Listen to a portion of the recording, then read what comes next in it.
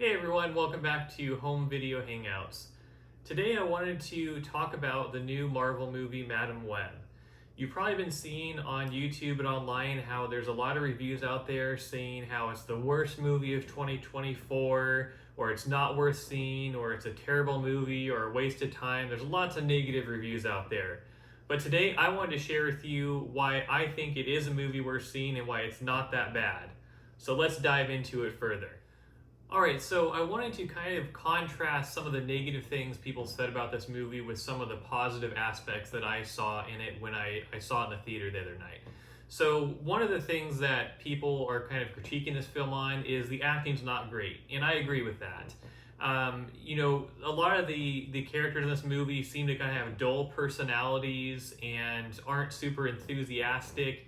This is very different than what we'd see in a typical mainline Spider-Man movie that's very kind of fun and comedic and upbeat and everything. This is more of a dark spin-off kind of movie. It almost reminds me of Venom in a way, just with less humor. Now, with that being said, I do like some of the underlying themes in this movie. So this movie is kind of about a single woman kind of discovering that she has the ability to see the future ahead of time, and in the process of that comes across three young girls who are in danger. And the film kind of proceeds to set up a universe where this single woman is kind of mentoring and looking out for these three younger girls who it hints at are going to eventually get powers of their own.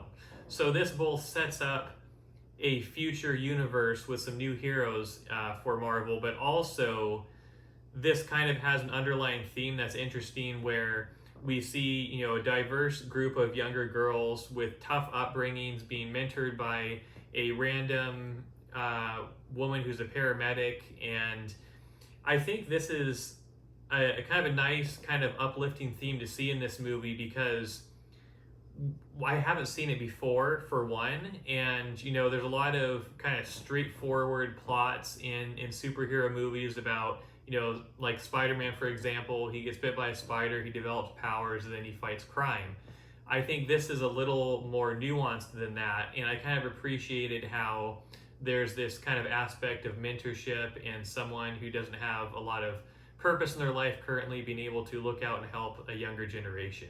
So I do appreciate that. Even if their acting is not the best, it's kind of nice to see that kind of theme in this movie.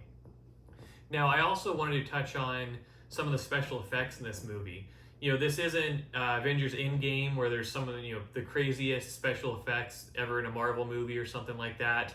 And I wouldn't say that the action sequences are necessarily as good as what we've seen in some of the other Marvel movies, although I really did appreciate some of the visual effects. When we see Cassandra Webb using her powers, I would say that the kind of web effect you see is really cool. It's a kind of special effect I don't feel like I've seen before, and I really appreciated kind of the visuals they used for that.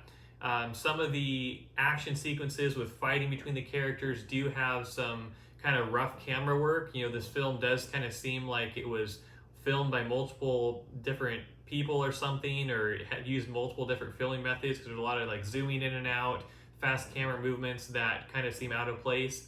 But I do appreciate some of the kind of special effects that were used to show off the characters' powers, and that was one of the positive things for this movie, in my opinion, as well. Now, in addition to that, we heard, in some other reviews how there are some references to Spider-Man and Peter Parker, or some things were reused, and I do think that that was a little cheesy, wasn't used the best, but I think it's important that we have a film that ties in to some of the other Marvel movies, and I think Spider-Man is very successful for Marvel, and a lot of people love those movies, and I don't think I can complain about having some additional Spider superheroes to look forward to seeing in future movies. Even if a lot of the reviews aren't great on this movie and there's a lot of things they could have improved with camera work and acting and things like that, I do think they can do some exciting things based on this movie, this origin story, because it's not just one person's origin story. It's potentially the beginning of 4 different characters getting superpowers or some kind of hero abilities, and there's a lot that Marvel could do in the future with this spin-off, and I really look forward to seeing what the future holds based on this movie. So while it may not be the greatest movie in the Marvel series, if you've been a fan of past Marvel movies, especially the Spider-Man movies or the Venom movies, I do still recommend that you see this movie. If I had to rate this movie, I would say I would give it maybe a 5 out of 10. Not the highest rating, but I don't think this is the worst movie of 2024. I don't think it's the worst Marvel movie ever. And I do appreciate also that this movie was under 2 hours. There are many Marvel movies that are 3 hours plus, very long movies. I think this one was edited down to a more reasonable amount of time. And so those are kind of some of my main thoughts on this movie. And I do think if you're a Marvel fan, you should check it out. But make sure that if you enjoyed this kind of discussion and review of highlighting some of the positive points of this movie, that you hit the like button below and subscribe to the channel to see more future videos like this. And thanks for watching. I'll see you in the next video. Thanks.